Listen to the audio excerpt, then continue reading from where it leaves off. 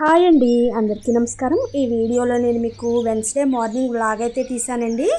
ఇప్పుడు టైం వచ్చి మార్నింగ్ 6 అయితే అయ్యింది. నేను డాబా పైకి అయితే వచ్చాను. ఇక్కడ చూడండి, మార్నింగ్ వ్యూ అయితే ఎంత బాగుందో చూడడానికి. ప్రొద్దుటే ఇలా పైకి వస్తే చాలా ప్రశాంతంగా ఉంటుంది కదా డాబా పైకి వస్తే. ఇక్కడ మందార పువ్వు చూడండి ఎంత బాగుందో. ఈ పువ్వు అయితే ఇంకా పూర్తిగా విడవలేదు. నేను ఇక్కడ కట్ చేసుకొని కిందకైతే పట్టుకొచ్చేసాను నేను తెంపి. ఇక కిచెన్లోకి అయితే వెళ్ళానండి. ఎందుకంటే మనం ఉదయాన్నే ఒక టాస్క్ కదండి మనకి వంట చేయడమే. ఎందుకంటే క్యారేజ్ ప్రిపేర్ చేయాలి. ఇక క్యారేజ్ అయితే పెడదాం కదా అని చెప్పి ఇక్కడ క్యారెట్ అయితే తురిమాను నేను. పాప కోసం అయితే క్యారెట్ ఫ్రై చేద్దాం కదా అని చెప్పి క్యారెట్ తురుముకొని ఇక్కడ పోపు అయితే తీసుకున్నాను. ఇప్పుడు స్టవ్ పై ఒక కళాయి పెట్టి అందులో కొద్దిగా ఆయిల్ వేసుకొని ఈ పోపు చక్కగా వేయించుకోవాలి. ఈ పోపు వేగిన తర్వాత క్యారెట్ తురుముకున్నది ఇందులో అయితే వేసుకొని పచ్చివాసన పోయేంత వరకు వేయించుకోండి. ఎగ్జామ్స్ స్టార్ట్ అయ్యి ముందైతే పాప నాన్ వెజ్ తినడం మానేస్తుందండి. ఇక నాన్ వెజ్ అయితే ఎగ్జామ్స్ రాసేంత వరకు నాన్ వెజ్ తినొత్తాను. ఇక తనకు క్యారెట్ ఫ్రై చేశాను. అలాగే రైస్ కూడా ఒక పక్కన అయితే కడిగి పెట్టేసుకున్నానండి. ఒక ప్రక్క రైస్ పెట్టాను, మరో ప్రక్క అయితే క్యారెట్ ఫ్రై అయితే అవుతుంది. ఇక ఇలా కొంచెం క్యారెట్ వేగిన తర్వాత వెల్లుల్లి రెమ్మలు ఇలా దంచి వేసుకుంటే బాగుంటుందండి క్యారెట్ ఫ్రై. మీరు ఎప్పుడైనా ట్రై చేయండి. ఇలా చాలా ఈజీ అండి. పోపు వేసుకొని తర్వాత ఇలా క్యారెట్ తురుముకుని కానీ ముక్కలు కానీ ఏది ఎలా ఉంటే అలా మీకు ఎలా ఇష్టమైతే అలా వేసుకోవచ్చు. వేసుకొని చక్కగా వేయించిన తర్వాత ఇలా వెల్లుల్లి రెమ్మలు దంచుకొని వేసుకోండి. మధ్యలో వేసుకొని చక్కగా వేయించుకోవాలి మూత పెట్టి. ఒక 10 నిమిషాలు వేస్తే సరిపోతుందండి. ఇక్కడ రైస్ అయితే పొంగు వస్తుంది కదా అని చూస్తున్నాను. ఎందుకంటే ఒకేసారి పొంగిపోతుందండి. స్టవ్ దగ్గర నుంచున్నంతసేపు పొంగు రాదు. ఇలా పక్కకి తప్పుకున్నామంటే ఇక స్టవ్ పై పొంగిపోతుందండి రైస్ అయితే. ఇక్కడ నేను కర్రీ కూడా ప్రిపేర్ చేస్తున్నాను. టమాటాలు ఉల్లిపాయలు తీసుకున్నానండి. ఇక్కడ రైస్ అయితే నాకు ఉడికిపోయింది. అన్నం వార్చేసాను నేను. టమాటా ముక్కలు ఉల్లిపాయ ముక్కలు కూడా ఇలా కట్ చేసుకున్నాను. ఎందుకంటే మా హస్బెండ్ కోసం అయితే ఇక్కడ కూర ప్రిపేర్ చేయాలి కదా నేను.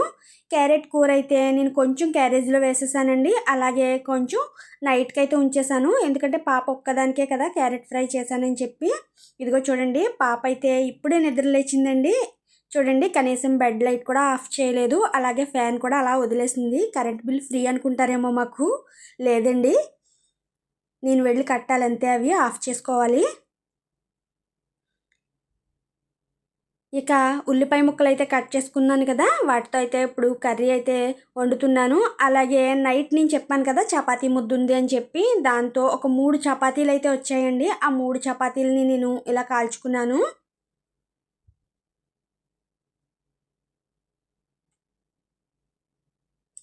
ఫస్ట్ అయితే పాపకి పెడదాం కదా అని చెప్పి ముందైతే కాల్చేసానండి చపాతీలు. రైస్ కూడా వార్చిందైతే ఇలా ఒక్కసారి స్టవ్ పై మళ్ళీ పెడతాను. ఏమైనా చమాయింపు ఉంటుంది కదండి అడుగున, అదైతే కొంచెం పీల్చుకుంటుంది కదా అని చెప్పి స్టవ్ పై మళ్ళీ ఒక్కసారి అయితే పెడతాను. ఇక్కడ ఉల్లిపాయ ముక్కలు వేగిన తర్వాత టమాటా ముక్కలు కూడా చక్కగా ఇలా మగ్గించుకోవాలి. టమాటా ముక్కలు పూర్తిగా మగ్గిన తర్వాత ఇక నేను కట్ చేసి పెట్టుకున్నటువంటి బొబ్బరి చిక్కుడు ముక్కలు కూడా వేసుకున్నానండి. బొబ్బరి చిక్కుడు టమాటా అయితే చేస్తున్నాను. ఈ బొబ్బరి చిక్కుడు ముక్కలు కూడా చక్కగా మగ్గిపోవాలి. అలాగే నేను పీతల కూర చేద్దాం కదా అని చెప్పి ఉల్లిపాయలు టమాటా ముక్కలు అందులోనే 4-5 వెల్లుల్లి రెమ్మలు వేసుకుని ఇలా మిక్సీ పట్టాను. మిక్సీ పట్టి పక్కన పెట్టానండి. ఎగ్జామ్స్ దగ్గరికి వచ్చాయి కదా, పాపకైతే 7:30 వరకు కాలేజ్ అయితే ఉంటుందని చెప్పి ఇలా కమలా పండు అయితే వలిచి పెట్టాను తనకి. ఇక క్యారేజ్ కూడా సర్దేశానండి నేను. ఆల్రెడీ క్యారెట్ ఫ్రై అయితే బాక్స్లోకి వేశాను కదా, ఇలా వాటర్ బాటిల్లో వాటర్ వేసి పాప క్యారేజ్ అయితే పెట్టాను. నేను పీతల కూర అయితే లేట్గా వండానండి, కానీ ముందే మిక్సీ పట్టాను కదా. ఎందుకంటే మాకు కరెంట్ అయితే ఏ టైంలో తీస్తారో తెలియదండి. ఒకవేళ కరెంట్ పోతే మళ్ళీ ఇబ్బంది అవుతుంది కదా అని చెప్పి ఇక ముందైతే అది ప్రిపేర్ చేస్తాను నేను. ఉల్లిపాయ ముద్దనైతే పేస్ట్ చేసుకొని పెట్టుకున్నాను. అలాగే చింతపండు కూడా నానబెట్టేశానండి. ఇక్కడ చక్కగా ఇవి మగ్గిపోయాయి. మగ్గిన తర్వాత ఇందులో కొద్దిగా సాల్ట్, పసుపు, కారం అయితే వేసుకోవాలి. వేసుకొని వాటర్ పోసుకొని దగ్గరికి అయ్యేంత వరకు ఉంచితే మనకి ఇక్కడ బొబ్బరి చిక్కుడు టమాటా కర్రీ అయితే రెడీ అయిపోతుంది.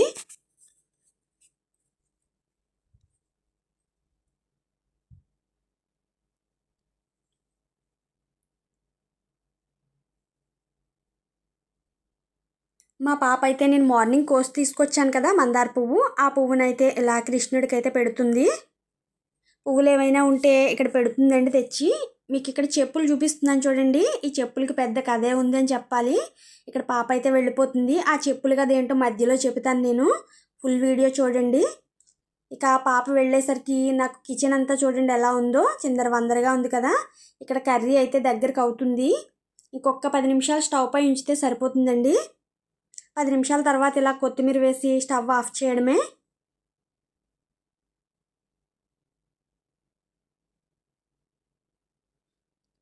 ఇక్కడ బొబ్బరి చిక్కుడు టమాటా కర్రీ అయితే రెడీ అయిపోయింది. ఈ కర్రీని అయితే ఇలా బాక్స్లోకి తీసుకుంటానండి.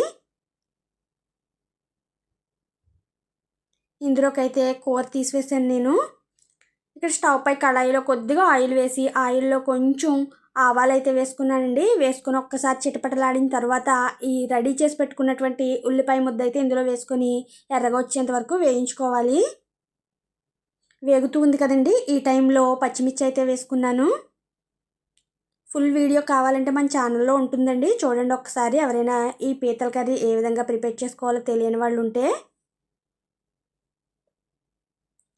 తర్వాత ఇందులోనే కారం, పసుపు, సాల్ట్ అన్నీ వేసుకోవాలి. తర్వాత పీతలు కూడా వేసుకొని చక్కగా ఒక 2 నిమిషాలు మగ్గించి తర్వాత వంకాయ అయితే వేసాను. ఎందుకంటే పీతల పులుసుకి బాగుంటుందండి. అలాగే ఇక్కడ మసాలా కూడా ప్రిపేర్ చేసుకుంటున్నాను. చింతపండు రసం అండి. చింతపండు రసాన్ని కూడా చక్కగా తీసుకుని ఈ పులుసు అయితే ఇందులో వేసుకున్నాను. ఇదిగోనండి, పీతల పులుసు అయితే మరిగిపోతుంది. మనం రెడీ చేసి పెట్టుకున్నటువంటి ఈ మసాలా పౌడర్ని అయితే ఇందులో వేసుకోవాలి. ఈ పౌడర్ వేసిన తర్వాత ఒక్క 10 నిమిషాలు అయితే స్టవ్ మీడియం ఫ్లేమ్లో పెట్టి చక్కగా మగ్గించుకోండి. దగ్గరికి అయితే సరిపోతుంది మరిగించుకుంటే.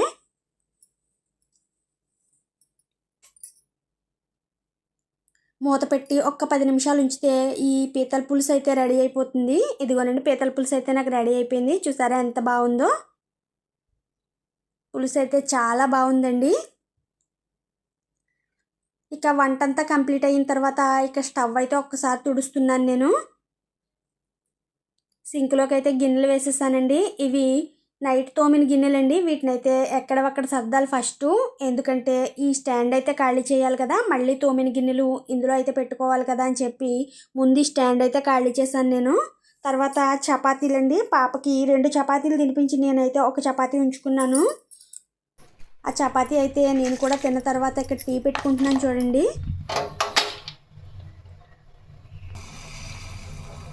డికాషన్ పెట్టుకుని చక్కగా డికాషన్ మరిగిన తర్వాత పాలు వేసుకుని ఒక 5 నిమిషాలు స్టవ్ సిమ్లో పెట్టి మరిగించుకుంటే టేస్ట్ బాగుంటుందండి టీ.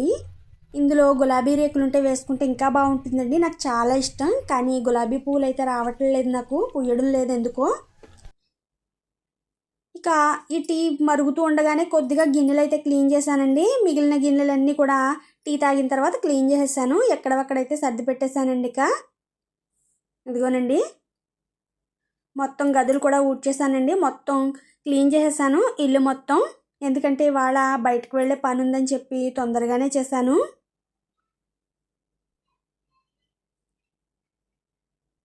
ఇదిగోనండి, ఇది బెడ్రూము.